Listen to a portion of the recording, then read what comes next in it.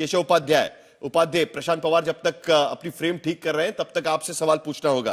क्या अब एनसीपी के साथ, एनसीपी की उप मुख्यमंत्री बनने के बाद महाराष्ट्र में राजनीति स्टेबलाइज हो जाएगी, या अभी भी आपको लगता है कि कुछ चैलेंजेस बाकी है? क्योंकि कई लोग ये कह रहे हैं कि काफी हड़बड़ी में ये सारे फैसले लिए गए।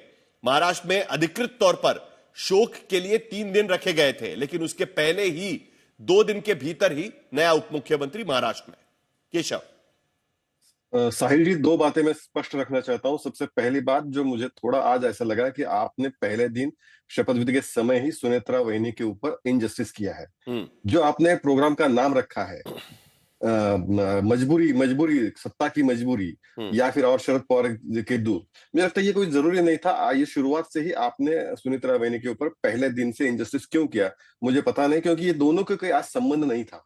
जिस आखिर समय बलवान होता है, समय में दुख बहुत बड़ा है। अजित पवार जाने से राष्ट्रवादी पार्टी पूरी तरह से बहुत सारे सवाल, बहुत सारे चैलेंजेस उनके सामने हैं, और इसी ऐसे सिचुएशन में एक लीडरशिप इंपॉर्टेंट होती है जो सारे दुख को आगे लेके, सारे कार्यकर्ताओं को आगे लेके और जनता को एक विश्वास दे। मुझे लगता है राष्ट्रवादी के सारे नेताओं ने एक साथ ऐसे आके अगर ये फैसला किया है कि इस वक्त सुनेत्रा वहिनी, इस सारे, एक महिला है, महिला एक नेचुरली दुख तो है उनको पति जाने का, लेकिन उसमें भी वो खड़ा रह सकती है, ऐसा उनको लग रहा है। और राष्ट्रवादी के सारे आंदोलन में अगर सुनेत्रा वहिनी को इस वक्त चुना है, इस कठिन परिस्थिति में चुना है, तो मुझे लगता है सुनेत्रा वहिनी इस चैलेंज पे पूरी तरह से खरी उतरेगी, उसमें मुझे कोई दिक्कत लगती है। नंबर 1। नंबर 2, जिस प्रकार से आप महाराष्ट्र की राजनीति में जरूर अजित पवार जाने से बहुत सारे जो सवाल थे अचानक फिर से एक बार खड़े हो गए, लेकिन जहां तक सरकार, यहाँ तक बात है, जहां तक राष्ट्रवादी पार्टी जहां तक आती है, मुझे लगता है सरकार के सामने, सरकार एक पूरी तरह से ठीक चल रही है। एक सरकार सामने एजेंडा है जो अजित पवार, देवेंद्र जी और एकनाथ जी तीनों ने मिलकर डिसाइड किया था, वही आगे मुझे लगता है कि सुनेत्रा वहिनी, माननीय देवेंद्र जी और एकनाथ शिंदे तीनों एक साथ आगे लेके जाएंगे, उसमें कोई दो राय नहीं होगी। रहा सवाल राष्ट्रवादी पार्टी का एक हो या ना हो, मुझे लगता है ये दोनों पार्टियों के नेताओं का अंतर्गत मामला है, उसमें भारतीय जनता पार्टी को कुछ कहने की जरूरत नहीं। अगर उनको लगता है दोनों पार्टी नेताओं को हमें एक साथ आना चाहिए तो एक साथ आ सकते हैं, उनको अलग रहना है। आपने देखा होगा कि जब राज ठाकरे, उद्धव ठाकरे जब एक साथ आए थे, तो हमने उसी समय ये कहा था कि अगर वो पारिवारिक स्वरूप पे एक साथ आते हैं तो हमें कोई दिक्कत नहीं, वो अलायंस भी करते हैं तो भी हमें कोई दिक्कत नहीं थी, ये हमने तब भी कहा था। तो मुझे लगता है ये उनके 2 पार्टियों का डिसीजन, राष्ट्रवादी का डिसीजन है कि शरद पवार साहब को लेना है ना लेना है, उसके ऊपर लगता है कि उन पर अन्याय किया गया है। लेकिन हमें ये तो सवाल पूछना होगा ना कि इतनी हड़बड़ी भी क्या थी? महाराष्ट्र के मुख्यमंत्री की सीट, कुर्सी खाली नहीं थी कि जहां पर मुख्यमंत्री का चयन करने में भी 1.5 महीने का समय लग चुका है, आपको भी पता है। और आपके लोगों ने ही तब, नहीं, आप मेरी बात सुन लीजिए। अभी आपने तब भी ये कहा गया था कि भाई 1.5 महीना तो लगता है, समय लगता है। इतनी दुख की घड़ी थी, पूरे राज्य के भीतर 3 दिन का शोक रखा गया था, और उसी दिन अंतिम संस्कार पूरे होते ही 1.5 घंटे के भीतर यह फैसला होना शुरू हो जाता है। इस पर चर्चा शुरू हो जाती है कि आखिरकार एनसीपी की कमान कौन संभालेगा। 48 घंटे के भीतर वहां पर रक्षा इकट्ठा होने के 48 घंटे के भीतर उप मुख्यमंत्री पद की शपथ होती है। तो समय कहीं ना कहीं बलवान तो नजर आ रहा है, और इसीलिए यह सवाल भी उठता है। और यह सवाल सिर्फ हम नहीं, वहां पर कई सारे लोग, आप प्रतिक्रिया देख लीजिएगा, कई सारे लोग इसको लेकर सवाल उठा रहे हैं। केशव। नहीं, साहिल जी, धन्यवाद, आपने मुझे बोलने का समय आप मुझे दे रहे हैं। सबसे पहली बात तो मैं वही कह रहा हूं कि बहुत सारी चीजें और राजनीति में बहुत सारे निर्णय लेने पड़ते हैं, बहुत सारा दुख। मुझे आज सुनेत्रा वहिनी के सामने कितना बड़ा दुख होगा वो तो हम सब समझ सकते हैं कि हम सारे एक ऐसे हम सब पारिवारिक लोग हैं, तो समझ सकते ही है। लेकिन कुछ समय लेने पड़ते हैं। अगर राष्ट्रवादी को ऐसा लगा होगा तो मुझे लगता है उसका सम्मान करना चाहिए। पहले दिन आज सत्ता की मजबूरी, इस प्रकार की सुनेत्रा वहिनी के साथ इनजस्टिस करने की आपको आवश्यकता नहीं थी। ये मेरा, बाकी आपका अधिकार है, आपका रिस्पेक्ट है आपके डिसीजन का। इनजस्टिस आप कैसे तय कर सकते हैं? आप कैसे तय कर सकते हैं कि इनजस्टिस है? आपने उप मुख्यमंत्री बना दिया, हड़बड़ी में बना दिया, आपने मौका भी नहीं दिया उनको, आपने मौका भी नहीं दिया कि उन्हें अपने पति के मौत पर, नहीं, आप उस पर टिप्पणी कर रहे हैं, इसके लिए मैं आपको बता रहा हूं। आपको टिप्पणी करने की जरूरत नहीं है केशव, आपको टिप्पणी करने की जरूरत नहीं है। नहीं, आप टिप्पणी करने की जरूरत नहीं है। यहां पर बातचीत हो सकती है। आप यहां पर बातचीत हो सकती है। इनजस्टिस आपने भी किया हुआ है, आप उनके पीछे क्यों पड़े थे कि जल्द से जल्द शपथ विधि होनी चाहिए? ऐसी कौन सी हड़बड़ी थी कि जिसके वजह से जल्द शपथ विधि की गई?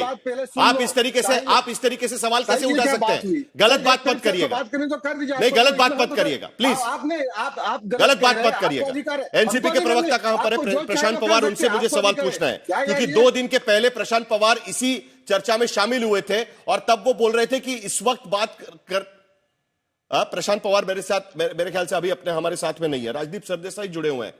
राजदीप, आप कैसे देखते हैं 48 घंटे के भीतर सुनेत्रा पवार उप मुख्यमंत्री बनी है? कई अनसुलझे सवाल एनसीपी के सामने थे, क्योंकि अजित पवार बहुत बड़े नेता थे। अगर मर्जर होता तो एनसीपी का नेतृत्व किसके पास जाता, उसका सॉल्यूशन पहले से ही तैयार था, क्योंकि अजित पवार पहले से ही नेता वहां पर थे। अब कई सारे अनसुलझे सवाल थे, उसमें से एक सवाल पर एनसीपी ने जवाब ढूंढ लिया है कि सुनेत्रा पवार विधायक दल की नेता बनेगी, उप मुख्यमंत्री भी बनेगी। उप मुख्यमंत्री तो बन गई। आपने जो जिस तरह से शीर्षक रखा है बिल्कुल सही है। ये डिसीजन हड़बड़ी में लिया गया, क्योंकि एनसीपी का एक तबका है, उनको डर था कि अगर ये प्रोलॉन्ग हो जाए तो शरद पवार मर्जर करेंगे पार्टी का और शरद पवार के हाथ में एनसीपी की कमान रहेगी। इसलिए एनसीपी के कुछ नेताओं ने फडणवीस जी से मिले वो, और ये डिसीजन उन्होंने लिया।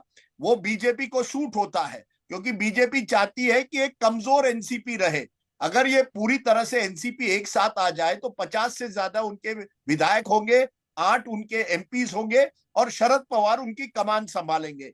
इसी वजह से सुनेत्रा पवार, जो ना केवल एमएलसी भी नहीं है, एमएलए भी नहीं है, उनको आप डायरेक्ट उप मुख्यमंत्री बना देते हैं। मैं आपको एक दूसरा सवाल पूछता हूं साहिल आज, और शायद केशव जी या कोई भी जवाब दे। बीजेपी ने हमेशा कांग्रेस और बाकी पार्टियों पर परिवारवाद का आरोप लगाया है, और कुछ हद तक वो बिल्कुल सही है।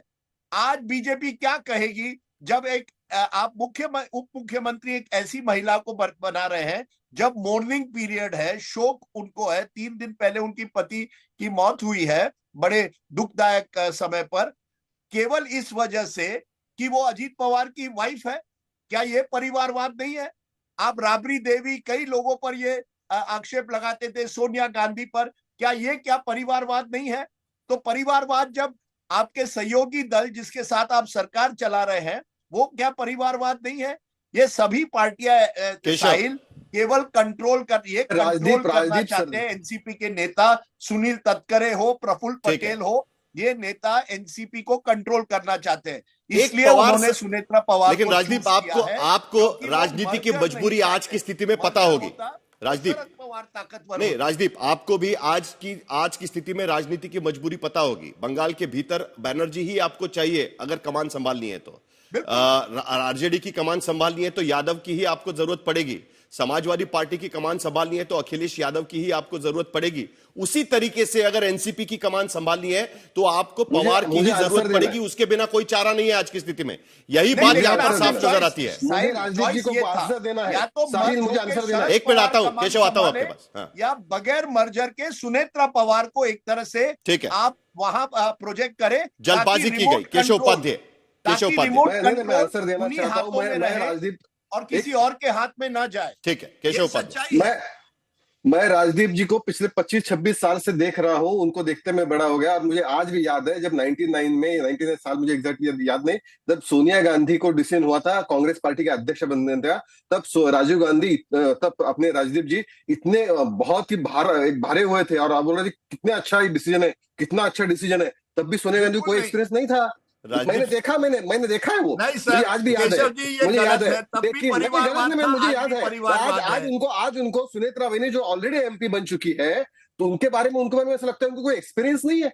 जो जिस घर में 40 साल से राजनीति वो देख रही है, जो माहिर, जो पिछले से देख रही है। चलिए अच्छा है, एक बात अच्छी लगी। नहीं केशव, आपकी बात एक अच्छी लगी, यानी सोनिया गांधी को जब बीजेपी के प्रवक्ता नेशनल चैनल पर इस बात को मान रहे हैं कि जब सोनिया गांधी को कांग्रेस का अध्यक्ष बनाया गया था तब उनके पास 40 साल का एक्सपीरियंस था गांधी परिवार के सत्ता में होने का, और इसी के वजह से उनको बनाया गया था जिस तरीके से आज सुनेत्रा पवार को बनाया गया। यही आर्गुमेंट है ना आपका केशव उपाध्याय?